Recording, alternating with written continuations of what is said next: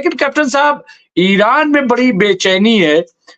Iran में बड़ी तैनाती हमने जैसा कि आपने बताया, आज आईआरजीसी ने बाकायदा आयतुल्लाह खामनाई साहब से ये प्रेशर बनाया है, उन पे दबाव डालने की कोशिश की है कि आप जो है अपना फतवा बदलिए और हमें परमाणु बम जो है वो बनाने दीजिए।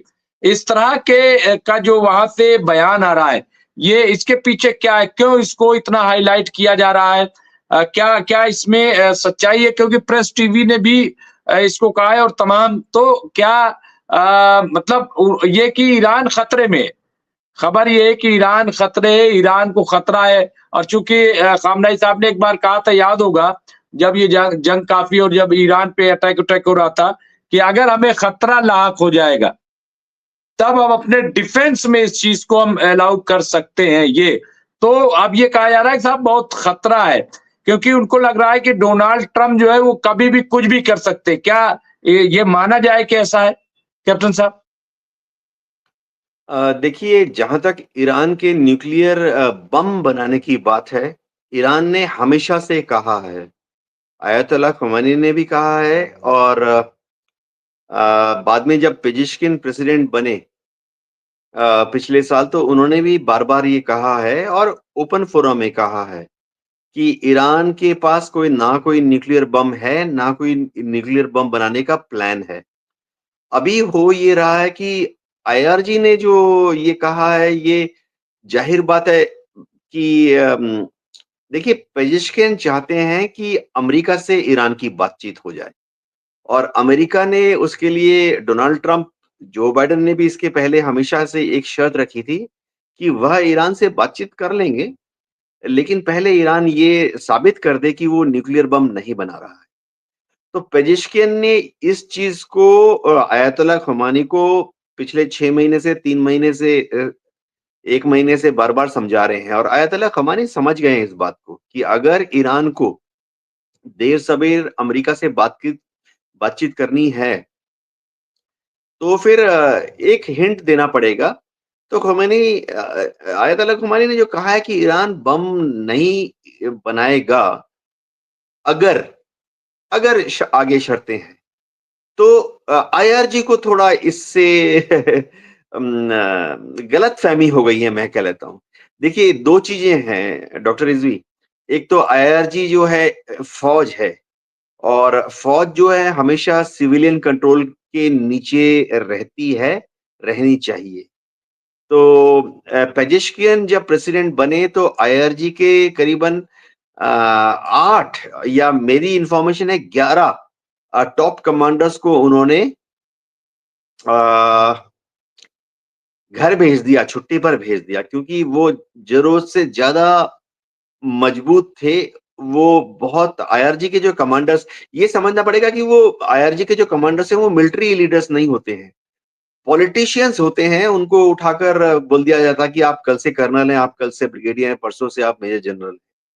तो आईआरजी जो है हमेशा से शुरुआती दिनों से और अभी पिछले 15 महीने से हमेशा इस पर जोर डालती रही है कि और जबरदस्त हमला करना चाहिए हिज़्बुल्लाह लेबनान से और जबरदस्त मदद करनी चाहिए इराक में और सीरिया में जो गुट हैं उनकी और जबरदस्त हमला करवाना चाहिए हूती से इज़राइल पर।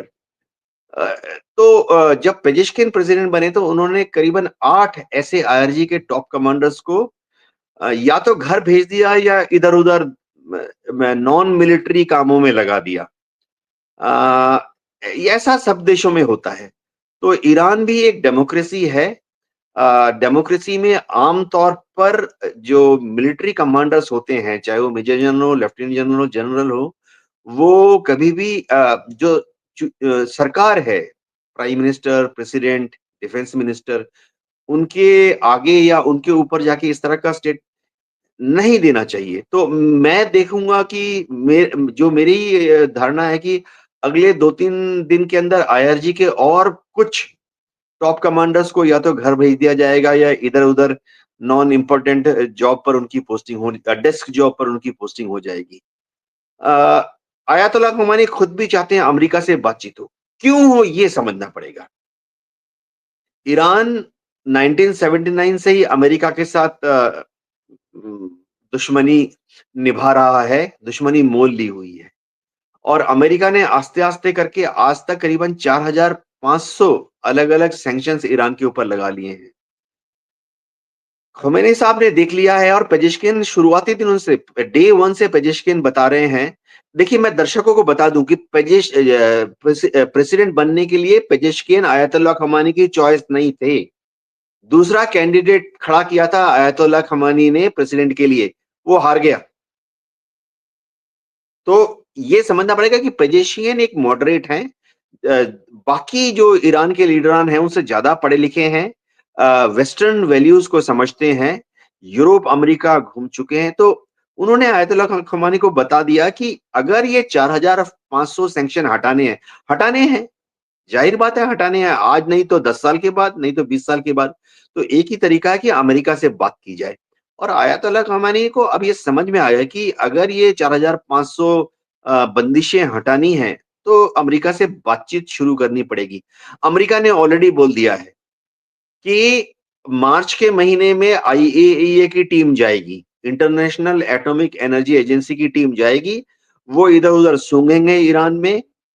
अगर उनको यकीन हो गया, उन्होंने कह दिया कि हाँ, ठीक है, बम नहीं बना रहे हैं, तो फिर डोनाल्ड ट्रंप ने बता दिया है कि वो शुरुआती दौर में कम से कम 50 बंदिशों को उठा लेंगे।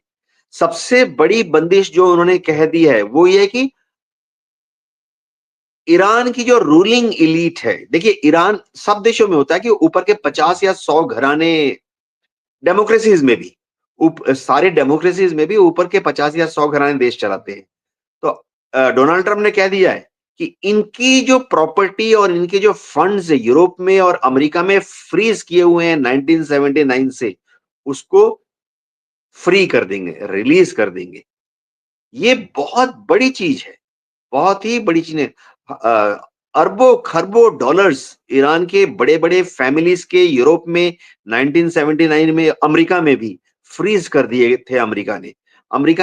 डोनाल्ड ट्रंप ने कह दिया है कि वो उनको आस्ते-आस्ते रिलीज़ कर देंगे।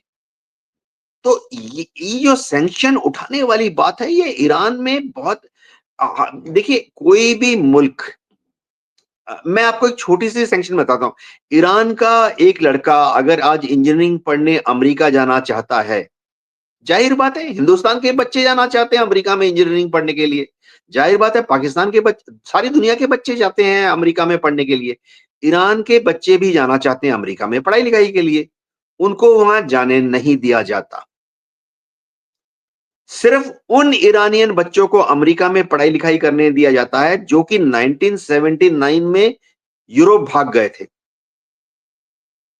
शाह ऑफ ईरान थे पहलवी, उनके जो सपोर्टर्स थे, जैसे तख्ता पलट हुआ तो ईरान से करीबन हजारों की संख्या में लोग जो शाह ऑफ ईरान के समर्थक थे, वो उनको भागना पड़ा क्योंकि उनको पता लग गया था कि उनको कैद कर लिया जाएगा, मार दिया जाएगा। तो वो भागे यूरोप की तरफ, भागे अमेरिका की तरफ। सिर्फ इन्हीं ईरानियन के बच्चों को अमेरिका में पढ़ाई-लिखाई का मौका दिया जाता है। और गजब की बात ये है कि देखिए ईरानियन बच्चे बड़े होशियार होते हैं, बहुत ही इंटेलिजेंट होते हैं।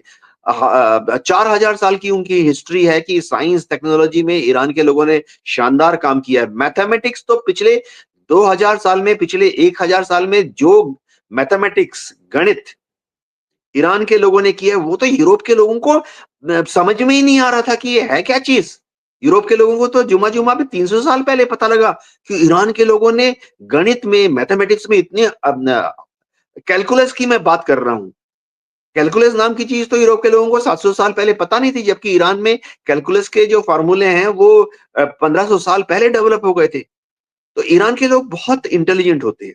और जो ईरान के बच्चे ये जो यूरोप से गए, ये सब अब अमेरिका, यूरोप में बड़ी-बड़ी कंपनियों के मालिक बन गए हैं।